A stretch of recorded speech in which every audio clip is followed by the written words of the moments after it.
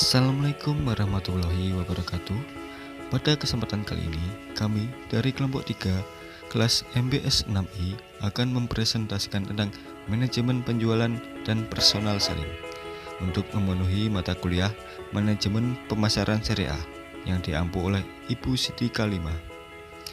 Adapun anggota kelompok kami, yang pertama Ahmad Faisal, yang kedua Chandra Rizal Saputra, yang ketiga Dina Wijayanti, yang keempat Hesti Melindasari.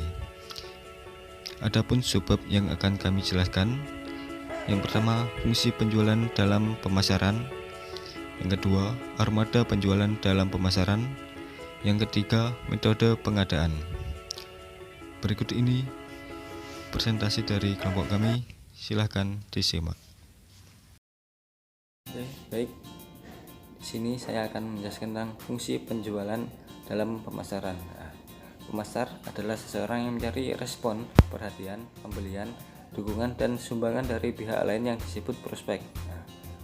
Jika dua pihak ingin menjual satu sama lain, kita dapat menyebut kedua pihak sebagai pemasar. Pemasar dapat bertindak sebagai penjual ataupun pembeli. Pasar adalah semua pelanggan potensial yang memiliki kebutuhan dan keinginan tertentu yang sama, dengan melakukan pertukaran untuk memuaskan kebutuhan dan keinginan mereka. Personal selling. Personal selling adalah interaksi antara individu saling bertatap muka untuk menciptakan, memperbaiki, menguasai, dan mempertahankan hubungan pertukaran yang saling menguntungkan bagi mereka. Personal selling dapat menjadi salah satu strategi andalan yang memberikan keunggulan bagi perusahaan dalam beberapa hal. Antara lain yaitu yang pertama, untuk memudahkan perusahaan dalam analisis pasar secara akurat. Yang kedua, memudahkan perusahaan dalam memetakan potensi pasar. Lalu yang ketiga, memudahkan perusahaan dalam menjawab secara langsung akan beragamnya keinginan pasar. Lalu yang keempat, memudahkan perusahaan mendapatkan informasi tentang reaksi pasar terhadap produk atau layanan dari pesaing. Lalu yang kelima, mendefinisikan masalah di lapangan sekaligus mencari solusinya secara langsung. Lalu yang keenam, membangun persepsi masyarakat dengan menciptakan standar pelayanan, misalnya seperti keramahan, kedekatan dengan pelanggan, dan lain-lain. Lalu yang terakhir, mempertahankan pelanggan dengan melakukan komunikasi dua arah dengan tujuan awal untuk meningkatkan penjualan. Lalu selanjutnya yaitu fungsi penjualan dalam pemasaran. Yang pertama yaitu untuk memperkuat merek. Yang kedua untuk mengukur keefektivitasan pemasaran. Yang ketiga, mengarahkan pengembangan produk baru yang didasarkan atas kebutuhan pelanggan. Yang keempat, mengumpulkan ide-ide dari pelanggan. Yang kelima dan terakhir, menggunakan teknologi pemasaran yang baru. Oke, cukup itu dari saya. Selanjutnya akan dilanjutkan teman saya. Terima kasih. Assalamualaikum warahmatullahi wabarakatuh. Di sini saya akan menjelaskan tentang poin B, yaitu kebutuhan armada penjualan dalam pemasaran. Sebelum lebih lanjut membahas lebih dalam, alangkah baiknya kita harus memahami apa itu manajemen penjualan. Manajemen penjualan adalah perencanaan, pengarahan, pengawasan personal selling, termasuk penarikan, pemilihan, perlengkapan, penentuan rute, supervisi, pembayaran, dan motivasi sebagai tugas tenaga penjualan. Dari definisi tentang manajemen penjualan tersebut, dapat diketahui bahwa tugas manajer penjualan cukup luas.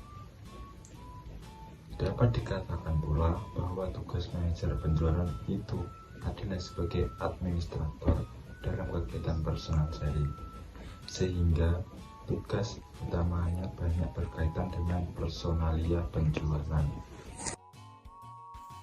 Assalamualaikum warahmatullahi wabarakatuh. Saya Hesti Melindasari. Selanjutnya akan membahas mengenai faktor-faktor yang mempengaruhi kegiatan penjualan, yaitu yang pertama adalah kondisi dan kemampuan penjual, seperti jenis dan karakteristik barang yang ditawarkan, harga produk, dan syarat penjualan. Yang kedua, kondisi pasar, seperti jenis pasarnya, segmen pasar, daya beli, frekuensi pembeli, dan keinginan maupun kebutuhan pembeli. Yang ketiga adalah modal, dan yang keempat kondisi organisasi perusahaan. Assalamualaikum warahmatullahi wabarakatuh. Baik, di sini saya akan melanjutkan materi selanjutnya, yaitu tentang metode pengadaan. Metode pengadaan merupakan tata cara untuk melakukan pemilihan penyediaan barang atau jasa yang dilakukan oleh pemerintah Indonesia. Metode pengadaan ini sendiri dibagi menjadi 3. Yang pertama perekrutan, kedua seleksi, dan yang terakhir adalah pelatihan. Perekrutan. Departemen Personalia itu melakukan berbagai cara untuk mengadakan perekrutan ini, baik dengan cara pengumpulan nama-nama dari wakil penjualan yang sekarang, menghubungi agen-agen tenaga pekerjaan, terus juga membuat iklan-iklan pekerjaan, dan yang terakhir adalah menghubungi mahasiswa. Yang kedua yaitu seleksi. Dari produktivitas penjualan adalah penyanyian besar dalam pemilihan orang yang salah. Dalam hal ini apabila kita sebagai penyeleksi dalam seleksi itu apabila salah, maka perusahaan akan mengalami kerugian yang lumayan signifikan. Dan yang ketiga yaitu pelatihan. Pelatihan bertujuan untuk mengetahui apa sih pekerjaan yang harus dilakukan sesuai dengan job desk, dan juga mengetahui karakteristik dari pesaing dan pelanggan, dan yang terakhir juga membuat atau belajar mengenai presentasi penjualan. Sekian, terima kasih. Wassalamualaikum warahmatullahi wabarakatuh.